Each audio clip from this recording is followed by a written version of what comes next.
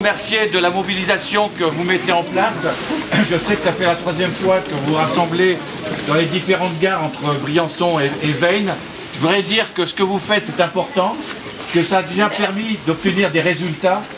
Déjà pour le financement, pour que l'État mette la main à la poche pour financer les travaux, notamment, et vous êtes directement concerné, puisque c'est pour terminer la rénovation de la ligne de Marseille jusqu'à Mont-Dauphin et sur la partie restante entre Mont-Dauphin et Briançon.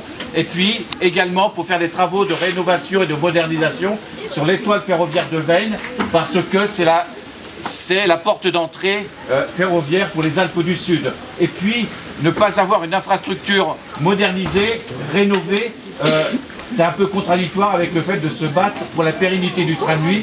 Donc c'est une chose qu'on a obtenue dans le cadre du contrat de plan État-région. C'est un premier point et je crois que c'est à mettre à votre actif, à votre mobilisation. Le deuxième sujet, c'est par rapport au train de nuit.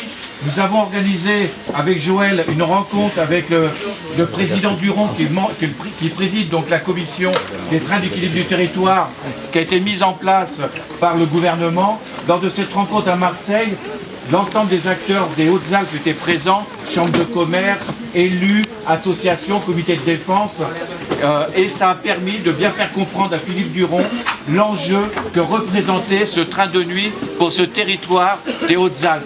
Je crois qu'il a bien compris un mot essentiel, l'égalité des territoires. On ne peut imaginer supprimer le seul lien entre ce territoire des Hautes-Alpes et la capitale de notre nation, et donc il ne faut rien lâcher. Lui va remettre un rapport avec des recommandations. Ça va être le boulot de Joël à l'Assemblée que de faire pression sur le gouvernement.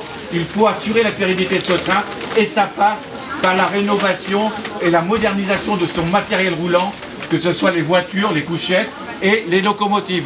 Voilà, donc la bagarre doit continuer et ensemble sans aucun doute. Merci beaucoup. Bravo.